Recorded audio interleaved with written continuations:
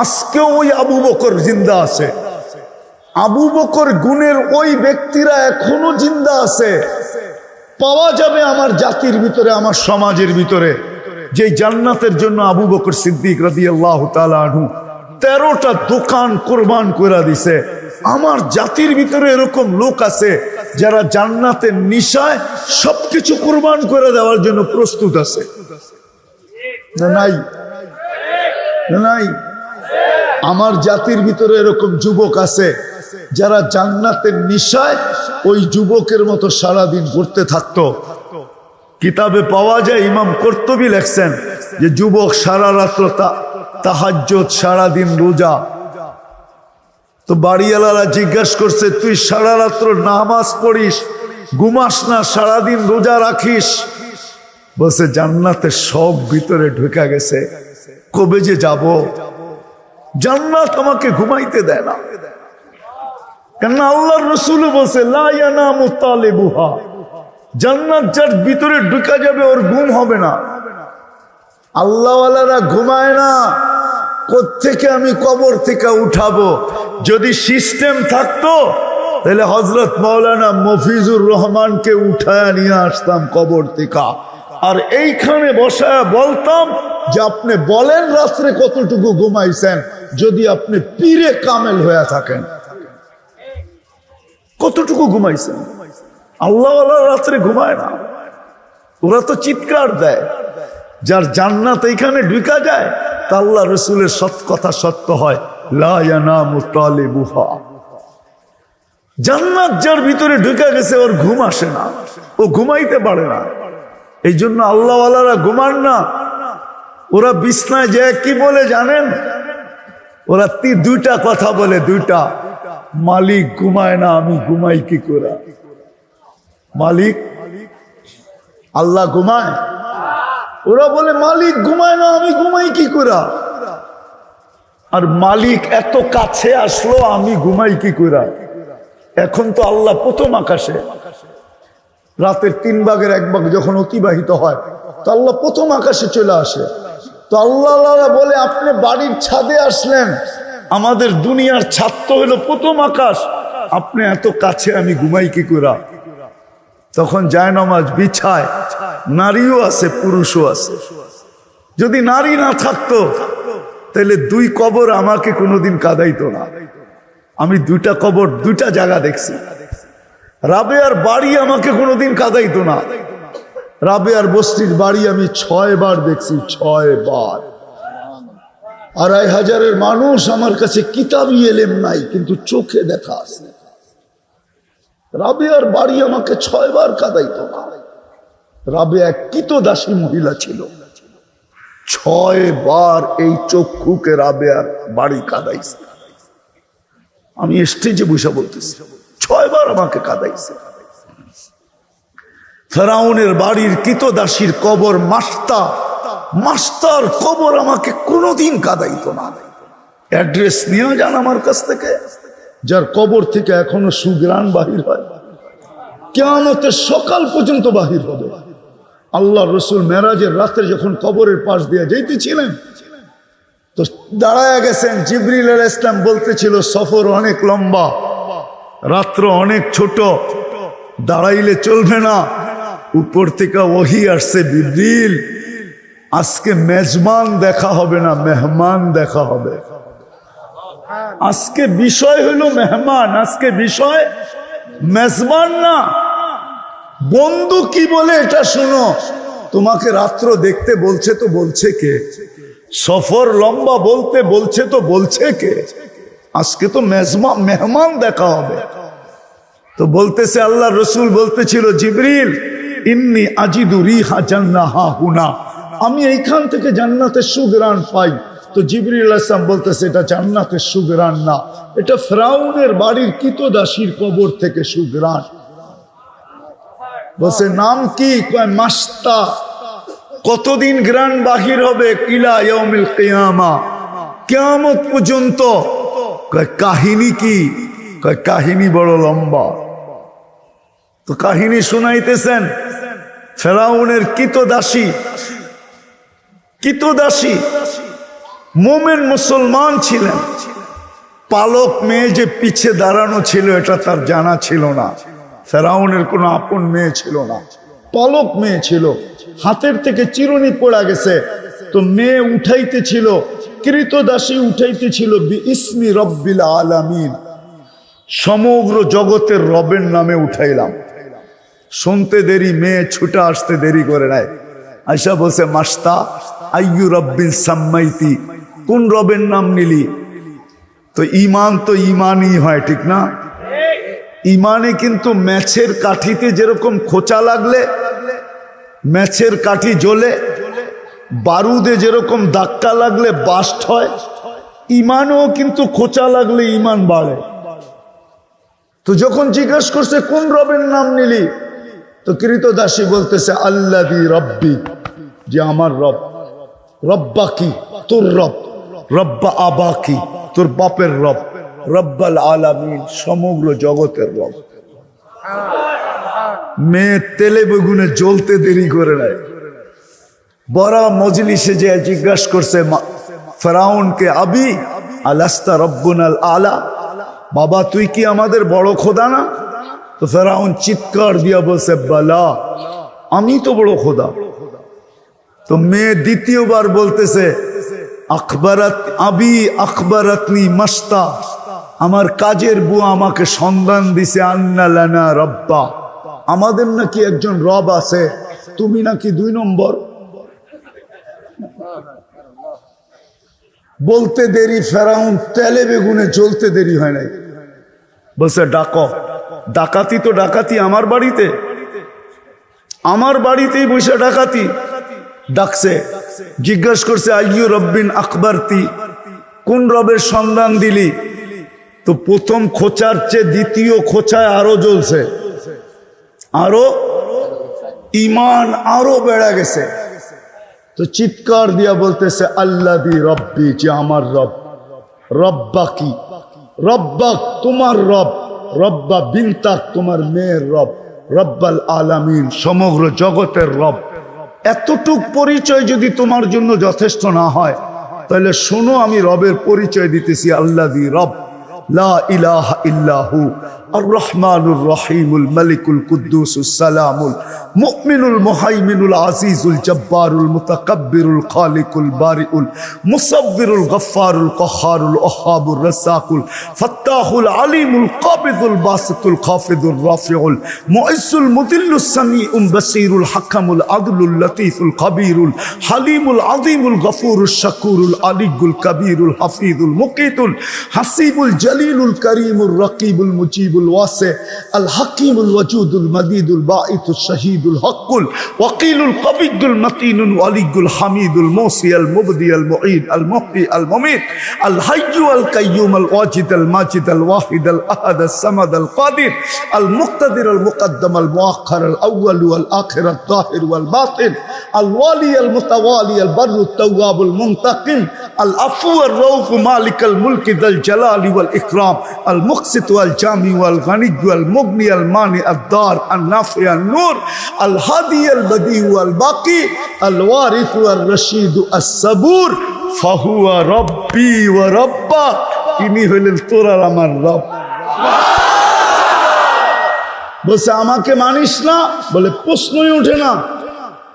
বলছে পরিণতি ভয়াবহ হবে। বলে ফাকদিমা আনতা কাদ, যা মনে চায় তা করতে পারিস। বলছে আনো কড়াই, ডালো তেল, জালো আগুন। যখন টকবক টকবক করতেছিল, দুধের মেয়ে শিশু কোলে ছিল। ফেরাউন টান দিয়া তেলের ভিতরে ঢেলা দিছে, হাড্ডি আলাদা, মাংস আলাদা। রু উপরে উঠতেছিল, রু উপরে উঠতেছিল আর চিৎকার দিতেছিল, রু উম্মি উম্মি লা তাখাফি, মা ফেরাউন সামনে বিদায়, ভয় পাইস না। ওয়ালা তাহজানি, আমার বিচ্ছেদে দুঃখিত হইস না। ফা ইন্নাকি আলাল হক, তুই হকের উপরে আসিস। সানাজমাউ ফিল জান্নাত ইনশাআল্লাহ, মা একটু পরেই আমরা জান্নাতে একত্রিত হব। ফেরাউন বলছে আমাকে মানো না? বলছে প্রশ্নই ওঠে না। দ্বিতীয় মেয়ে ছিল 6-7 বছরের, তাকেও নিয়ে তেলের ভিতরে ঢেলা দিছে। কিন্তু মা তো মাই হয়, ঠিক না? মা তো মাই হয়। মমতা কতক্ষণ ধরে রাখবে? একটু পরেই বাঁধ ভাঙা গেছে, চোখের পানিতে বুক বাসতেছিল, একটু পর পর উপরে দেখতেছিল, আর হাত দুটা উপরে উঠায় ঠোঁট নাড়াইতেছিল। দ্বিতীয় মেয়ের রু যখন বাহির হয়ে গেছে, তো প্রথম মেয়ের মতোই চিৎকার দিয়া বলতেছিল, উম্মি উম্মি লা তাখাফি, মা ভয় পাইস না, ওয়ালা তাহজানি, আমাদের বিচ্ছেদে দুঃখিত হোস না, সানাজমাউ ফিল জান্নাতি ইনশাআল্লাহ। মা একটু পরে জান্নাতে শুধু মিলন হবে না, মেলাও হবে। মেলা আমাদের জন্য জান্নাতে মিলন মেলা হবে। ফেরাউন বলছে আমাকে মেনে নাও, বলছে প্রশ্নই উঠে না। বলছে তাইলে উপরে তাকায় কি দেখো, আর চোখে পানি কেন ঝরে, হাত দুটা বারবার উপরে কেন ওঠে, ঠোঁট দুটা নড়ে কেন? তো বলছে ওই আল্লাহকে বলতেছি, তোকে না, ওই আল্লাহকে বলতেছি। সে যেন নারাজ না হয়, সে যেন নারাজ না হয়। তোমার মতো কোটি ফেরাউন নারাজ হয়ে যায়, আমার কিছু আসে যায় না। আল্লাহকে বলতেছি তুমি নারাজ হয়েও না, তাহলে দুনিয়াও যাবে, আখেরাতও যাবে। বলছে কোনো আশা? বলে যদি তুমি পুরা করো। বলছে বলো কি আশা?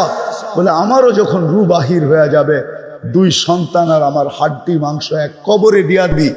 বলছে তাই করা হবে, আর তাই করা হয়েছে। আজকে ওই কবরের পাশে দাঁড়াইলে চোখে পানি আসে, পানি। 2500 মানুষ, মা বোনদেরকে বলতেছি, তাইলে ওই কবর আমাকে কোনোদিন কাঁদাইতো না, ওই কবর আমার চোখ দিয়ে পানি ঝরাইতো না। ওই কবর আমি চিনি, ওই ঘ্রাণ আমার নাকে আছে, নাকে ওই ঘ্রাণ আমার নাকে আছে। ডেলি হাজারো মানুষ যায়। বিদায় আল্লাহ আমাদেরকে কিনতে চাইতেছে জান্নাতের বিনিময়ে, কিন্তু কোয়ালিটি দেখা কিনবে। ওলামা হয়তো একমত নাও হইতে পারে, কিন্তু আমি প্রমাণ দিতেছি। সমগ্র সৃষ্টির 1000 বছর আগে আল্লাহ সূরা ইয়াসিন পড়ছেন। আমাদের নবীজির 10টা নামের ভিতরে একটা নাম ইয়াসিন, যেটা আল্লাহ রাখছেন 10টা নাম, তার ভিতরে একটা হলো ইয়াসিন। আল্লাহ ডাক দিছেন ইয়াসিন, তারপরে আল্লাহ কসম খাইছেন আল কোরআনিল হাকিম, কোরআনে হাকিমের কসম।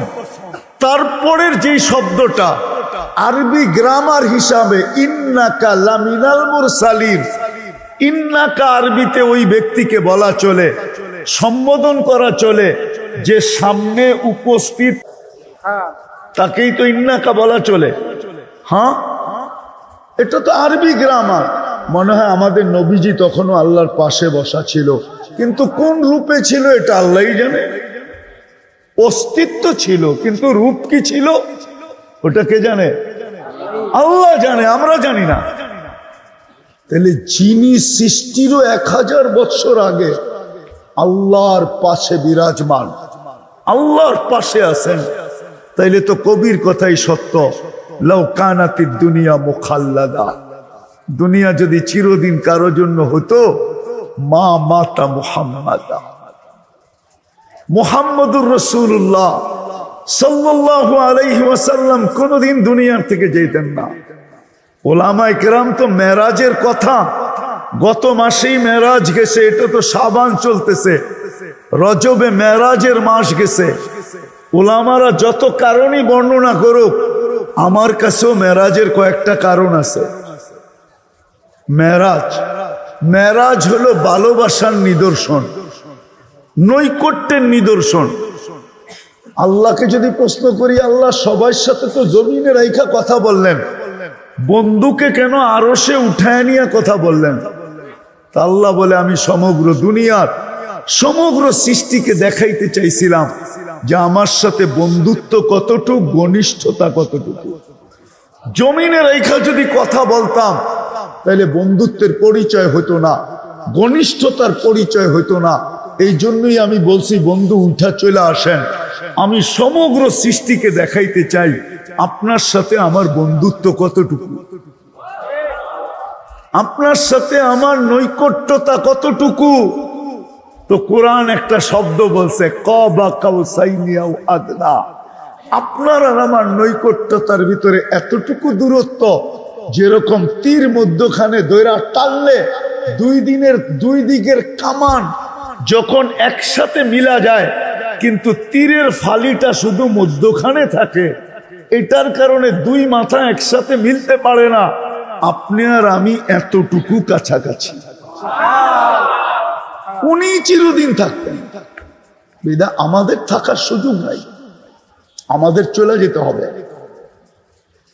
বিধায় আমি যেটা বুঝাইতে চাইতেছিলাম, যে আল্লাহ আমাদেরকে মুসলমানের ঘরে অস্তিত্ব দিলেন, ওই আল্লাহ আমাদেরকে কিনতে চান জান্নাতের বিনিময়ে। কিন্তু আফসোস, আমার মা বোনদেরও জান্নাতের ধারণা নাই, আমার যুবকদেরও নাই, আমার বিরুদ্ধদেরও নাই, আমার সমাজের কারো জান্নাত সম্বন্ধে যতটুকু ধারণা হওয়া দরকার এতটুকু ধারণা নাই। আবার যদি আমার সমাজ এটাও বলে যে আপনারা তো আমাদেরকে ধারণা দেন নাই, তাহলে এটাও সত্য। আমাদেরকে জাতির সামনে যতটুকু জান্নাত তুলে ধরা দরকার ছিল, আমরা অতটুকু জান্নাতের আলোচনা করতে পারি নাই। আমি আমার বড় কাছের মানুষ, জানি না উনিও স্বীকার করে আমাদেরকে অনেক মহব্বত করে, অনেক দিন থেকে বড় মহব্বতের মানুষ। বিদায় আমার প্রোগ্রাম ছিল আজকে বরগুনাতে, আমাকে বলছেই 2 দিন আগে, আমি ওই প্রোগ্রাম ক্যান্সেল করে গত রাতের 2টার সময় আমি রওনা দিছি আমতলির থেকে। আর আমি সকালে পড়ছি, আবার আমি এখন রওনা দিব কালকে সকাল 10টায়। আমার বরগুনাতে একটা জোড় আছে আমাদের তাবলিগের, আমাকে অ্যাটেন্ড করতে হবে। আমি শুধু মোহব্বতের মানুষ আমাদের অনেক, এই জন্য ছুটে আসছি। বিদায় কথা আমি লম্বা করব না, সুযোগ আমার কাছে নাই। কিন্তু আমি এতটুক, আমার পরে যিনি আসবে নদভী সাহেব, ওবায়দুর রহমান নদভী, আমি স্টেজে বসা বলি, ওলামা মানবে কি মানবে না জানি না, আমার দেশের ভিতরে বর্তমানে যদি কোনো ব্যক্তি ইতিহাসের ইমাম থাইকা থাকে, ইতিহাসের ইমাম, আমি বেশি বলবো না, অতিরঞ্জিত না, উনি বর্তমানে ইতিহাসের ইমাম। বাংলাদেশে ইতিহাসের ইমাম যদি বর্তমানে কেউ থাইকা থাকে, তাইলে উবায়দুর রহমান খান নদভীর চেয়ে বড় কেউ নাই। আল্লাহ ওনাকে এত ইতিহাস শিক্ষা দিয়েছেন, উনি এত ইতিহাস কাটছেন, আমরা ওনার কাছে দাঁড়েও না। বিধায় আমি অল্প সময়ের ভিতরে কথাকে গুছায় নিব। আল্লাহ আমাদেরকে কিনতে চাইতেছেন, জান্নাতের বিনিময়ে কিনবে। কিন্তু আফসোস, জান্নাত সম্বন্ধে তো আমাদের ধারণা নাই। আমাদের ধারণা আছে এই 60-70 বছরের দুনিয়ার জীবনটা নিয়ে, যার কারণে আমাদের দুনিয়ার বর্তমান সমাজে 90% ফ্যামিলির ঝগড়া বাসাদ অশান্তি শুধু 2 কারণে, একটা চাহিদা আর একটা হলো অভিযোগের কারণে। জান্নাতের ধারণা যদি থাকতো তাইলে কোনো ফ্যামিলি না মা বোনদের জীবনে, আমি একটা উদাহরণ দিয়া বুঝাই। আলী রাদিয়াল্লাহু তাআলা আনহু 3 দিন পর্যন্ত ঘরে চুলা জ্বলে নাই, খেজুর পর্যন্ত নাই, না খেজুরের বিচিও নাই, শুধু পানির উপরে 3 দিন কাটতেছে। 4র্থ দিন সকালে বলতেছে, ফাতেমা চললাম, দেখি আজকে বিকাল পর্যন্ত কিছু জোটে কিনা। তো বিকালে পর্যন্ত অপেক্ষা করতেছিলেন, আর একটু পর পর পর্দা উঠায় দেখতেছিলেন আলী রাদিয়াল্লাহু তাআলা আনহু আসে কিনা। যখন দুপুর গড়ায়া বিকাল হয়ে গেছে, আলী রাদিয়াল্লাহু তাআলা আনহু ফিরতেছিলেন, কিন্তু হাত দুটা খালি, চেহারাটা মলিন, হাত দুটা খালি, চেহারাটা। যখন একবারে কাছে চলে আসছেন যে এখন আওয়াজ দিলে আর পর্দা নষ্ট হবে না, তো আলী ফাতেমা রাদিয়াল্লাহু তাআলা আনহা বলতেছেন, আলী আলী, চোখে চোখ পড়ছে। তো জিজ্ঞাসা করছে, চেহারা মলিন কেন? তো বলতেছে, ফাতেমা আজকেও কিছু মিলে নাই। আমাদের কথা তো বাদেই, হাসান হোসাইন কি করে থাকবে আজকে 4র্থ দিন? এটা ওই দিনের কাহিনী শুনাইতেছি আমি, যেই দিন আল্লাহর রসুল জিব্বা চোষায়া হাসান হোসাইনকে খিদা নিবারণ করছিলেন। ওই দিনের কাহিনী আমি শুনাইতেছি আপনাদের।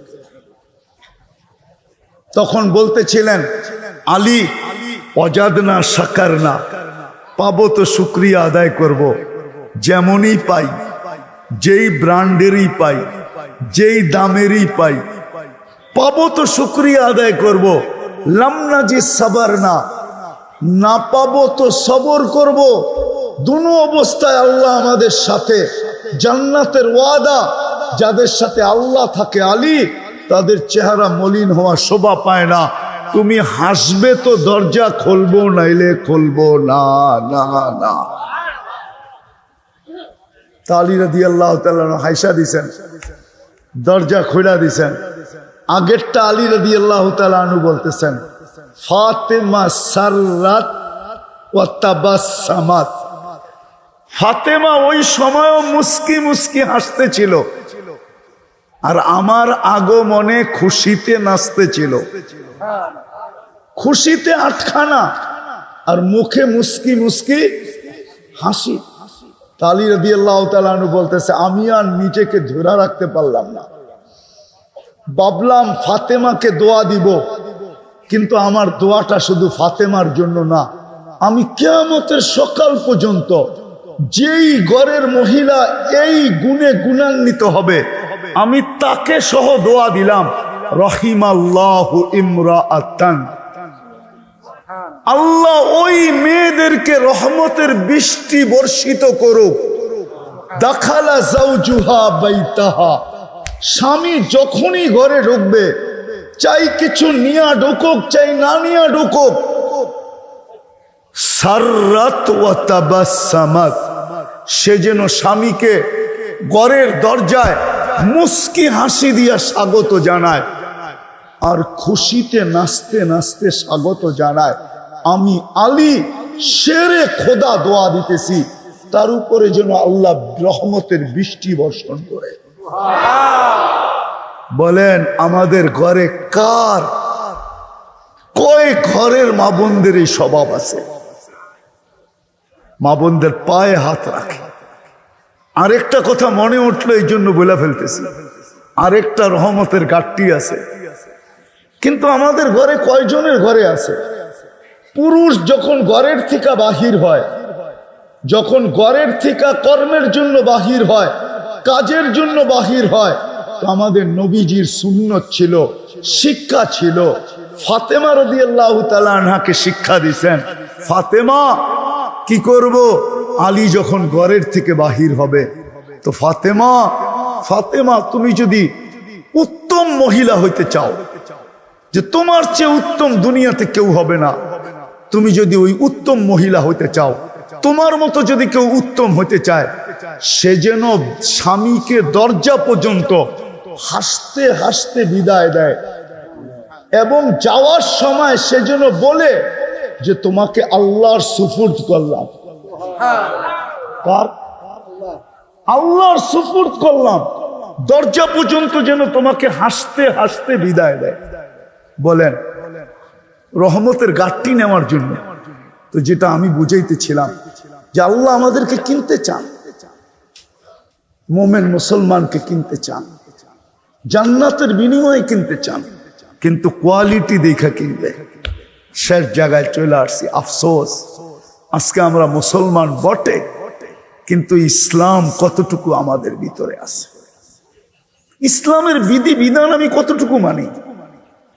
উম্মত তো বলি, সুপারিশ তো চাই, কিন্তু আমি আল্লাহর রসুলের আদর্শকে কতটুকু মানি। দুটোটা বাদ দিলাম। আল্লাহর রসুলের সর্বক্ষেত্রে আল্লাহর একটা জিনিস দেখাই, একটা রমজান সামনে বিদায় দেখাইতেছি। আমার জাতি যদি রমজানকে সামনে নিয়ে এরকম হইতো, দৈনন্দিন প্রয়োজনের জিনিস যারা বিক্রি করে, ওরা যদি রমজান মাসে বলতো যে জিনিসের দাম যতই বাড়ুক আর কমুক, আমরা রমজান মাসে যেই দামে কিনা ওই দামে বিক্রি। যদি বলে কেন, বলছে আমরা সারা 11 মাসে তো জান্নাত অর্জন করতে পারি নাই, রমজানে আল্লাহর রসুল বলছেন সহানুভূতি যে দেখাবে তাকে আল্লাহ জান্নাত লেখা দিবে। বিদায় আমার কাছে সহানুভূতি দেখানোর তো কিছু নাই। আমি দৈনন্দিন প্রয়োজনের জিনিস বিক্রি করি, আমি রমজানে 1 পয়সা লাভ নিব না। 11 মাস নিব, কিন্তু 1 মাস নিব না। যদি আমার জাতির দৈনন্দিনের প্রয়োজনের জিনিস বিক্রেতারা যদি এই অভ্যাসে অভ্যস্ত হইতো, তাহলে তো প্রত্যেকের জন্য রমজানে জান্নাত অবধারিত হইতো। এখন যদি ক্রেতা যদি বলতো যে আমি কোনো লাভ নিব না জান্নাতের আশায়, তাহলে বিক্রেতাও বলতো। বিক্রেতা যদি বলতো আমি জান্নাতের আশায় 1 পয়সা লাভ নিব না, তো ক্রেতা বলতো তোমার জান্নাত একা দরকার, আমারও দরকার। তুমি লাভ নিবে না ঠিক আছে, কিন্তু আমি তোমাকে এটা হাদিয়া দিয়া গেলাম সহানুভূতিমূলক। সহানুভূতিমূলক দিয়া গেলাম। তাইলে বলেন ক্রেতারও জান্নাত হইতো না হইতো না? ক্রেতার আমি এক দেশে জিজ্ঞাসা করছিলাম যে তোমাদের এখানে যে সিস্টেম এরকম, তো এক বিক্রেতাকে জিজ্ঞাসা করছিলাম তুমি সত্য বলো, রমজানে বিক্রি করে লাভবান বেশি হও না অন্য সময়? তা আমাকে বলতেছে মুফতি শুনো, রমজানে যে আমাদেরকে হাদিয়া দিয়া যায়, গিফট দিয়া যায়, হাদিয়া দিয়া যায় যেটা, লাভ যদি নিতাম তো এর চেয়েও 4 গুণ বেশি আমরা হাদিয়া পাই। লাভের চেয়েও 4 গুণ বেশি বেশি পাই আমরা, কম পাই না। কেননা হাদিয়া তো কেউ গয়না দেয় না, কেজি হিসাব করে দেয় না। 100 টাকার মাল নিয়ে 50 টাকা হাদিয়া দিয়ে গেছে জান্নাতের শখে, অথচ লাভ হইলে ওইখানে হয়তো 2 টাকা। আমি জিজ্ঞেস করছি তোমরা কত পাও? আমার দেশটা যদি এরকম হইতো, কমসে কম এই আদর্শটা যদি রমজানে হইতো, ধনীরা যদি গরিবদেরকে ভাগ করে নিত, যে আমি তো সারা দিন সারাটা বছর জান্নাত কামার জন্য যতটুকু ছুটতে হয় অতটুকু ছুটতে পারি না, রাত্রে দাঁড়াইতে পারি না, সময় মতো জামাতে নামাজ পড়তে পারি না, হাজারো জিনিস জান্নাতের জন্য যা দরকার ওটা আমি পারতেছি না। কিন্তু আল্লাহর রসুল বলছে 1 ডোক পানি দিয়া, ডোক বোঝেন না গোট বোঝেন? ডোক বোঝেন? ডোক কতটুক? 1 বোতল কতটুক? 1 চুমুক। ওলামা বসা আছে, জিজ্ঞাসা করেন। আল্লাহ রসুল বলছে রমজানের সময় কোন রোজাদারকে যদি কেউ 1 ডোক পানি, 1 চুমুক পানি দিয়ে রোজা খোলায়, আল্লাহ শুধু রোজার সওয়াব দিবে না, গুনাহ মাফ করবে না। যদি ইমানদার হয় জান্নাত তার জন্য লেখা হবে। তাইলে তো আমার সমাজের ভিতরে রমজানে কারাকারি হইতো। এই বাড়িওয়ালা ওই বাড়িওয়ালাকে বলতো বোন ইফতারি খবরদার যদি পাকাইছিস। কি করবে? আমি ডেলি পাকায়া পাঠাবো। কেন? আমার জান্নাত দরকার।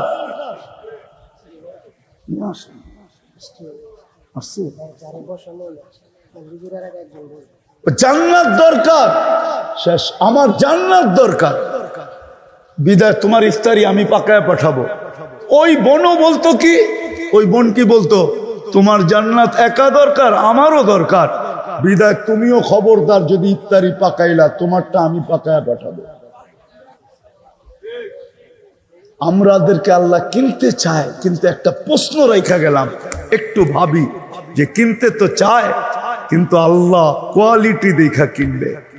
ইসলাম কতটুকু আছে, নবীর আদর্শ আমাদের ভিতরে কতটুকু আছে। বিদায় আসেন আলহামদুলিল্লাহ সুম্মা আলহামদুলিল্লাহ, এখনো বাংলাদেশের যেই পরিবেশ আছে সারা দুনিয়ার চেয়ে 1 নম্বর ধর্মের দিক দিয়া পরিবেশ বাংলাদেশেরটা 3 জায়গা ব্যতীত, মক্কা মদিনা বাইতুল মুকাদ্দাস ব্যতীত, এটার সাথে তুলনা করা যায় না।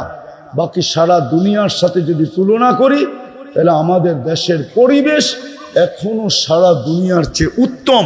আমরা ইচ্ছা করলে হাতের নাগালে আমাদের ওলামায়ে কেরাম রাখা আছে। এরকম একটা থানা নাই, ইউনিয়ন নাই, গ্রাম নাই, এরকম 2-4টা বাড়ি নাই যেখানে একজন হক্কানি আলেম না আছে। আমরা এদের কাছ থেকে শিখতে পারি। আসেন আজকে শিখি, নিজেকে অতটুকু যোগ্যতা সম্পূর্ণ বানাই, যাতে মরতে দেরি আল্লাহ যেন জান্নাতের মালা দিয়ে আমাদেরকে উঠায় নিতে দেরি না করেন। আল্লাহ আমাদের সবাইকে আমল করার তৌফিক দান করেন। আপনারা কি উঠে চলে যাবেন? হ্যাঁ, কে কে যাবেন দেখি? যাবেন না? সত্য তো না? হ্যাঁ, তাহলে কিন্তু আমি বদনাম হয়ে যাব। পায়ে হাত দিয়া বলি, আমাকে বদনাম বানায় না। নদভী সাহেবের বয়ানের পরে তারপরে যাব।